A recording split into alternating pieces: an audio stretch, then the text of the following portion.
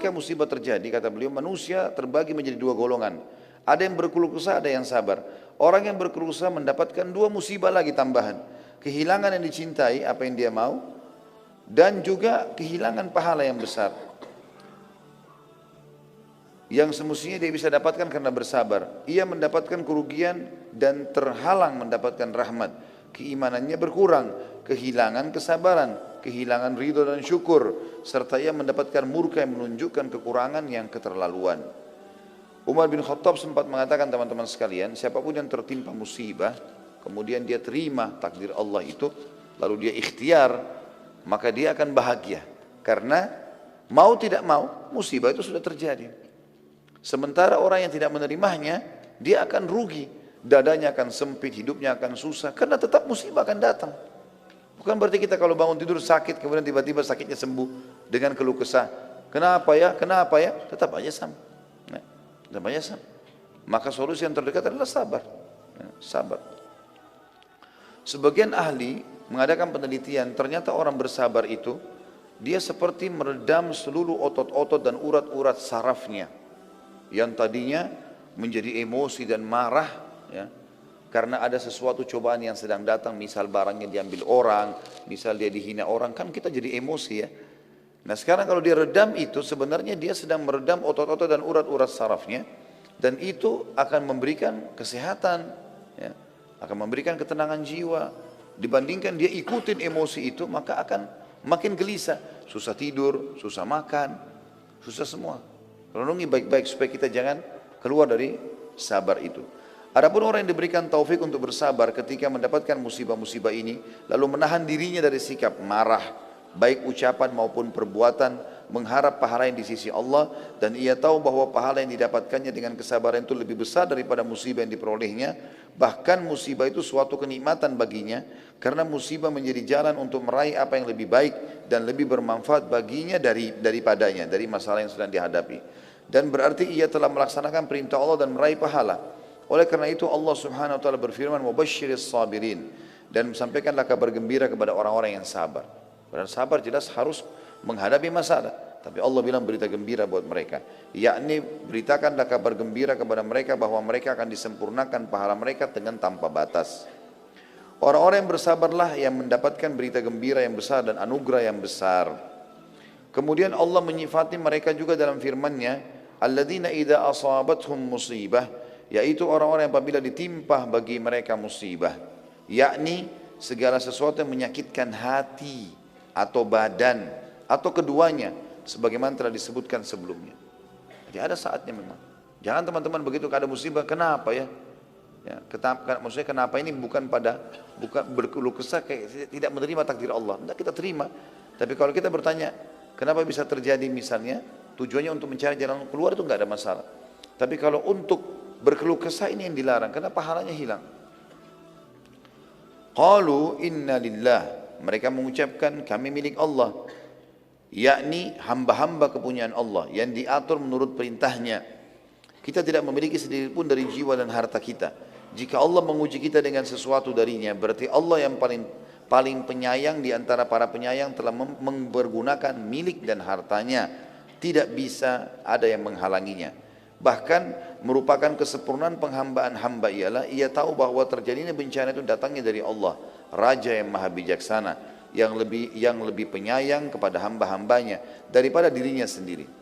Sedikit makna potongan di sini. Kadang-kadang subhanallah teman-teman sekalian, ada dosa yang kita lakukan, kita nggak tahu bobotnya dosa itu, dan tidak cukup dengan istighfar.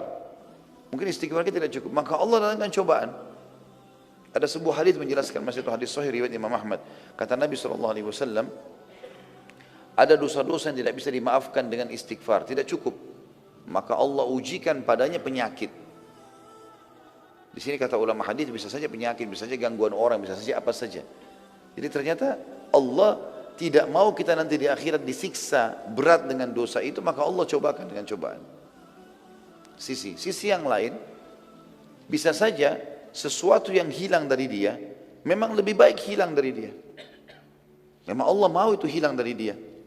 Asal kita teman-teman sekalian berada di rel jalannya Allah, nggak usah khawatir. Walaupun kita merasa saya suka, saya begini, nggak usah peduli dengan itu, nggak ada masalah. mungkin tidak jadi menikah sama si fulan, mungkin tidak jadi usaha ini, mungkin tidak jadi masuk sekolah di sana, kuliah di sana, mungkin. Selalu sangka baik dengan Allah. Allah lebih tahu, asal kita berada di jalan yang benar. Kata Nabi SAW, Allah berfirman dalam hadis Qudsi, Ana inda dhanni abdi bi. Saya sesuai dengan prasangkaan hamba-hambaku. Kata beliau, oleh karena itu ia berkewajiban untuk ridho kepada Allah dan bersyukur kepadanya atas bimbingannya kepada apa yang lebih baik bagi hambanya, meskipun ia tidak mengetahuinya. Di samping kita adalah hamba-hamba miliknya Allah, kita juga akan kembali kepadanya pada hari yang dijanjikan. Lalu setiap orang yang beramal diberi balasan karena amalnya. Jika kita bersabar dan mengharapkan pahala, maka kita mendapatkan pahala kita dengan sempurna di sisinya. Sebaliknya, jika kita berkeluh kesah dan tidak suka, maka kita tidak mendapatkan bagian selain kemurkaan dan luput mendapatkan pahala. Menyadari bahwa hamba adalah milik Allah dan akan kembali kepadanya merupakan faktor kesabaran yang terbesar. Ulaika, tafsirnya, mereka itulah, yakni orang-orang yang disifati dengan kesabaran tersebut. Alaihim salawatu min rabbihim, yakni akan mendapatkan keberkatan dari yang sempurna, atau salawat dari Rabbnya, yaitu pujian dan sanjungan. Warahmah, dan rahmat atau karunia yang besar. Di antara rahmatnya Allah kepada mereka ialah Dia memberi taufik kepada mereka untuk bersabar, yang dengannya mereka akan memperoleh pahala yang sempurna. Wa ulaika humul muhtadun, dan mereka adalah orang-orang yang mendapatkan petunjuk, yakni orang-orang yang mengetahui kebenaran. Dalam hal ini mereka mengetahui bahwa mereka adalah milik Allah dan mereka akan kembali kepadanya, serta mereka mengamalkan tuntunannya. Yang dimaksudkan ialah mereka bersabar karena Allah. Ayat ini menunjukkan bahwa siapa yang tidak sabar, maka ia mendapatkan kebalikan dari apa yang didapatkan dari orang-orang yang bersabar. Akibatnya ia akan mendapatkan celaan dari Allah, hukuman, kesesatan dan kerugian. Betapa besarnya perbedaan di antara dua golongan itu. Betapa kecilnya kepenatan orang-orang yang bersabar dan betapa besarnya kepenatan orang-orang yang berkeluh kesah. Artinya orang yang sedang ditimpa musibah, orang yang sabar punya penat, tapi tidak sebesar orang yang kalau berkeluh kesah. Karena dia sudah menghadapi masalah, berkeluh kesah lagi, dia jauh lagi dari rahmatnya Allah, jadi banyak sekali kerugiannya. Kedua ayat ini berisikan pemantapan hati dalam menghadapi musibah sebelum terjadi, agar musibah terasa ringan dan mudah ketika musibah terjadi. Menjelaskan apa yang harus dilakukan ketika musibah terjadi, yaitu sabar. Menjelaskan apa yang dapat membantu untuk bersabar, pahala yang diperoleh orang yang bersabar, dan mengetahui keadaan orang-orang yang tidak bersabar dengan kebalikan dari keadaan orang-orang yang sabar. Bencana dan ujian ini adalah sunnatullah yang telah berlalu kepada orang-orang sebelum kita, maka itu pun akan datang kepada kita. Dan anda tidak mendapati perubahan pada sunnatullah, juga menjelaskan macam-macam musibah. Umar bin Khattab pernah berkata, alangkah bagusnya dua balasan itu dan betapa baiknya tambahan itu. Maksudnya adalah ulaika alaihim salawatu min rabbihim wa rahmah. Mereka adalah orang yang mendapatkan keberkatan sempurna dan rahmat dari Tuhan mereka. Wa ulaika humul muhtadun, dan mereka adalah orang yang mendapatkan petunjuk. Dan ini adalah tambahan, yaitu sesuatu yang diletakkan di antara dua karung tambahan dalam timbangan.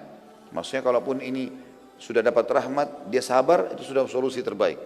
Tambah lagi dapat salawat dari Allah, Allah akan tambahkan kepada dia pemberian-pemberian dan dikasihkan karunia, dan mereka dijanjikan mendapatkan petunjuk. Beberapa hadis menyebutkan sebagian musibah sebagai rahmat. Contoh misal, kehilangan anak. Banyak orang mengalami ini. Tentu variasi, ada orang melalui, ada musibah yang semua merata kita kena, seperti lapar, haus dan seterusnya. Ada yang tidak semua orang kena. Ada orang Masya Allah punya anak 10 gak meninggal sama sekali. Tapi ada orang yang musibah kena dan mati anaknya. Ada orang subhanallah 4 kali hamil, 4 kali keguguran. Kuasa Allah. Ada orang buka usaha langsung dapat taufik. Ada orang mungkin buka usaha berapa kali baru dia berhasil. Gagal dulu terus.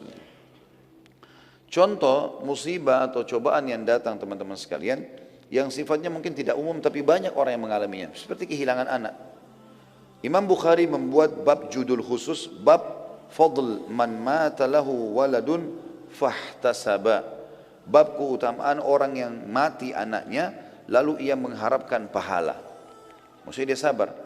Firman Allah, "Wabashshiris sabirin," dan beritakanlah berita gembira kepada orang-orang yang sabar. Kemudian beliau menyebutkan beberapa hadis, maksud Imam Bukhari. Yang pertama adalah Abu Hurairah radhiyallahu anhu meriwayatkan dari Nabi SAW, beliau bersabda, "La yamutu li muslimin thalathatun minal walad fayalijan nar illa tahillatal qasam." Tidaklah seorang muslim mengalami kematian 3 anak lalu ia masuk neraka kecuali hanya sekedar berlalu saja. Ya, maksudnya ini musibah, lahir anak 3 sampai mati sebelum balik. Di sini dalam hadis dipastikan, kalaupun dia punya dosa-dosa, tentu di sini selain dosa syirik dan kufur ya, maka Allah dengan kemahamurahannya hanya membuat dia lewat saja di neraka, kemudian dia akan masuk dalam surga. Gitu kan? Muhammad bin Ismail Bukhari juga mencantumkan hadis-hadis menjelaskan firman Allah dalam surah Maryam ayat 71, "Wa in minkum illa wariduha," dan tidak ada seorang pun dari kalian melainkan akan mendatangi neraka itu. Maryam 71.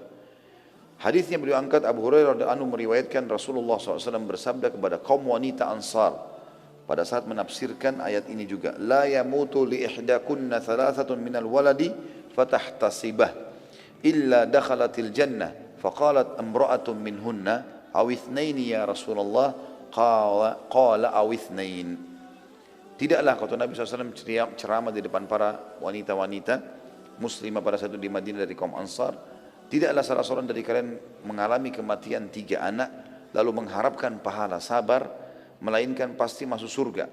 Seorang wanita yang hadir sempat bertanya, "Bagaimana dengan kehilangan 2 anak wahai utusan Allah?" Kata Nabi SAW, "Ya, kehilangan 2 anak juga termasuk." Perawi hadis Abu Hurairah mengatakan, "Saya yakin kalau ada wanita juga bertanya, bagaimana dengan 1 ya Rasulullah?" Maka Rasulullah SAW pun akan mengatakan 1 juga. Hadis selanjutnya diangkat oleh beliau adalah dari Anas radhiyallahu anhu yang mengatakan Nabi SAW bersabda, "Ma minan nasi min muslimin yutawaffa lahu thalathatun lam yablughul hinth illa adkhalahu Allahul jannah bifadli rahmatihi iyahum." Tidaklah seorang muslim mengalami kematian 3 anak yang belum mencapai balik, melainkan Allah memasukkannya ke dalam surga dengan karunia atau rahmat kepada mereka. Imam Bukhari pada saat menamakan babnya, bab fadl man mata lahu waladun fahtasaba, bab keutamaan orang yang mengalami kematian anak lalu ia mengharapkan pahala, Az-Zain bin Al-Munir mengatakan, musannif atau pengarang atau Imam Bukhari maksudnya mengungkapkan dengan kata fadl, keutamaan, untuk menghimpun di antara 3 hadis yang berselisih yang telah dikemukakannya. Karena pada hadis yang pertama disebutkan masuk surga, pada hadis yang kedua disebutkan dihalangi dari neraka, dan pada hadis yang ketiga disebutkan pembatasan masuk dengan sekedar berlalu saja di neraka. Maka masing-masing darinya terdapat ketetapan keutamaan bagi siapa saja yang mengalami hal itu, dan segi komprominya bisa dikatakan masuk surga itu tidak mengharuskan terhalang dari api neraka disebabkan hajib atau terhalang dari neraka itu sendiri. Terdapat faedah lain, yaitu hal ini mengharuskan juga masuk surga sedari awal.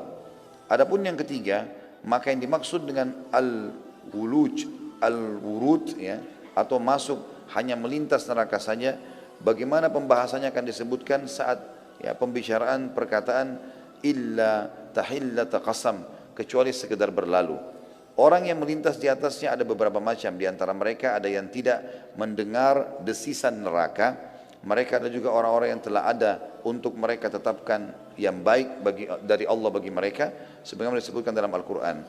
Jadi tidak ada kontradiksi ya, antara masuk surga dan terhalang dari neraka.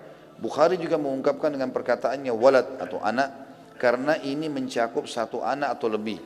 Meskipun bab ini telah dibatasi dengan 3 atau 2 anak, akan tapi pada sebagian jalur riwayat disebutkan juga 1 anak masuk di dalamnya. Jadi hadis ini tidak ada sama sekali permasalahan atau persisian di antara mereka. Artinya ada orang tergantung kadar kesabarannya.